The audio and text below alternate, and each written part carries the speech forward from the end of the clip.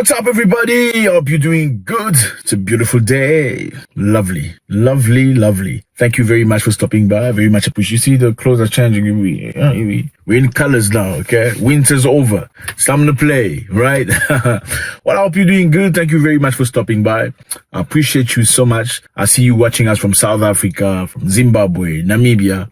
Greetings to you, Uganda, Tanzania, Kenya. Thank you very much, Nigeria, Ghana, Jamaica, Tobago, and Trinidad. Thank you very much, all of South America. Very much appreciated. The UK, United States. We are one big family. We are one big family. Thank you for being part of this. If this is your first time, hey, press the button. I think it's here. Subscribe so we can see each other much often. It's a great pleasure. So before we start, let's all do this. I think it's necessary we do this. It's going to push our video further. Thank you. Okay, so today we're going to talk about one leader who was very interesting, President Museveni of Uganda. We say that we need to share about Africa and see our way forward. We need to manufacture. We need to create. We need to reason together in order to move forward.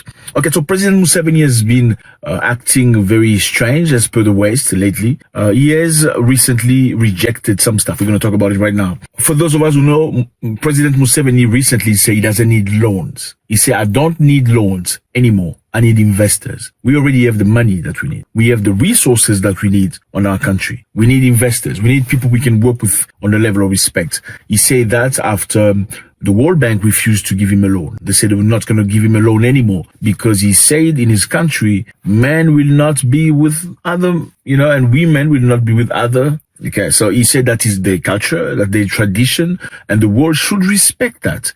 As much as the world respect the Western culture should respect the world, shouldn't force them. And the Western countries should stop wasting the time of humanity by trying to impose their practices on other peoples. They put a lot of pressure on him. They asked him to do various things. He refused to do them. He decided to go and visit Russia. For those of us who know, then World Bank said, you know what? We're not giving you any money anymore. Because you don't want to allow boys and boys, girls and girls, you're not getting any money from us anymore. So he said, okay, fine, keep your money. I don't need your money. I need investors. In fact, we have the lands. We have the seeds. You're going to come. Okay, guess what? A Spanish company has come to Uganda to open a concrete sleeper company. Concrete sleeper for railways. So what are concrete sleepers? Concrete sleepers for British English and concrete ties for American English. These are the type of railway sleepers on the railways. It's made out of steel and reinforced concrete. I know, when you see the railway, you see that stuff that looks kind of, a geometry thing. Those are concrete sleepers. So what do they use them for? They are used to keep the railway stable so it don't move left, right, center. Why concrete sleepers? Because in the past, people used to use wooden sleepers. Do you remember? Even those movies like Western cowboy movies, you'll see on the railway wooden sleepers. But the difference is, as you would expect, concrete sleepers are much more stable. It's made out of concrete anyway. It's not wood. There's no cracks. Concrete sleepers are the main component supporting steel work and distributing dynamic force on ballast formation. So yeah, these people coming to Uganda to come and invest. He said, I don't want any more money from you. The railway system needs a number of things. It needs sleepers, needs rails, the rails. Now, if they are all not made here, what does it mean? It means you must buy them from outside. And if you buy them from outside, transport alone, even before you talk about the value of the sleeper, because they are heavy. So getting them from abroad and bringing them all the way from the coast to here, I don't know how much cost it would add in terms of value.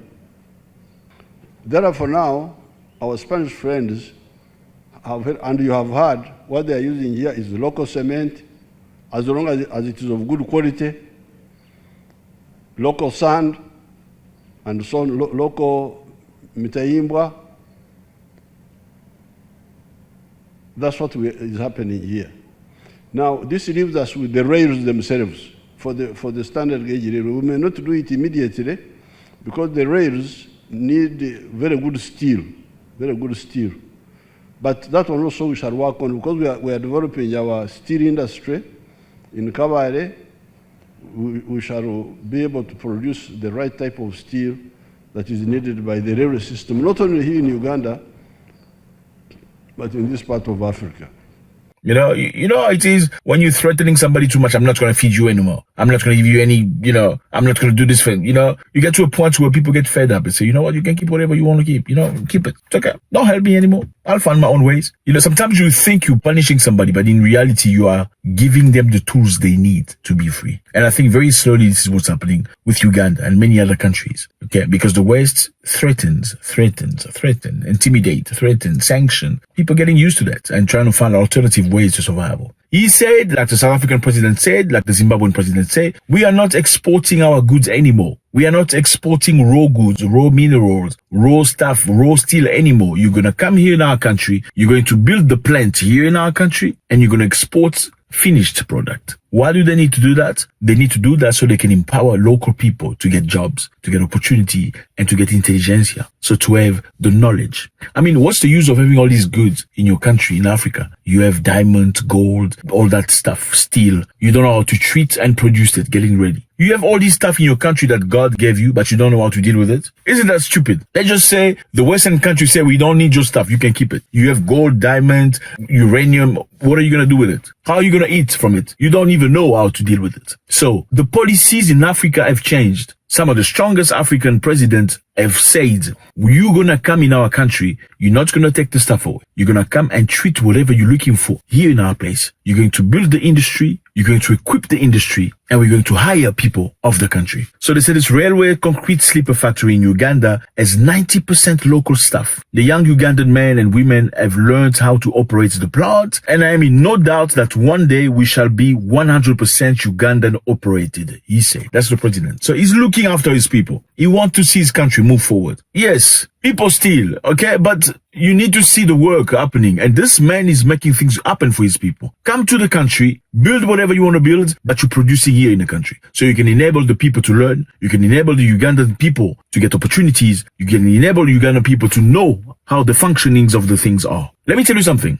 A Chinese man once went to the Congo, the DRC, and he was discussing with one of the men, the technicians in the DRC, about the railway. And he said to them, it's a pity. It's sad to see a country that was developed by the Belgians. They built the railway, they equipped you with electricity and all that stuff. But since the Belgians left, you have done nothing. You've learned nothing. You've acquired no knowledge. The same technology the Belgians used in the 1930s are the same technologies you are using today in 2020. Isn't that shameful? The man had no answer to that because the Chinese was mocking him, but he was telling the truth. How come you didn't learn? They came here, they colonized you, they took the things, they built the stuff. Electricity was built, concrete was built, the railway was built. How come you didn't learn? So you need another colonization for you to perpetuate your lifestyle? So you just consumers, you just consume, you don't want to learn, you can't even produce allumettes. So again, President Museveni may not be liked by everybody, but I think he's been very strong for his own people. Okay, he's been standing guard. Again, he was asked to accept husband and husband, wives and wives. He say no, not in our culture.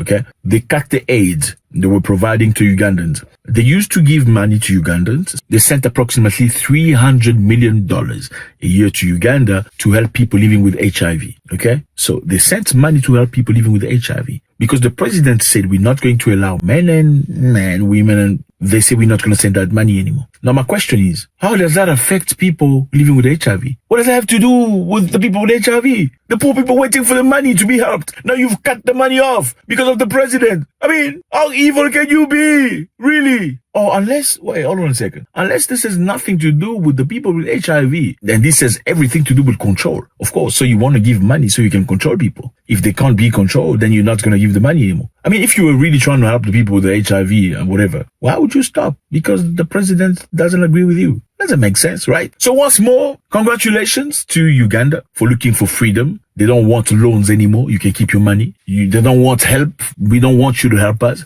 We got the stuff. If you want to come here, deal with our stuff, you're going to bring the technology, the intelligentsia. You're going to build and construct industries here. We're going to produce here in Uganda. We're going to hire Ugandan people to learn how to function these things. Then we're going to export sport finished product. Let me know how you feel about this. Is this a good thing from the president of Uganda, Yoweri Museveni? I think age is a good thing. I mean, yeah, some people, when they get old, they become finer, better. Unfortunately, some people get old, they lose their mind. But I think with the president of Uganda, it's the first. Don't go without leaving your comments. It's always a great pleasure to read from you. God bless.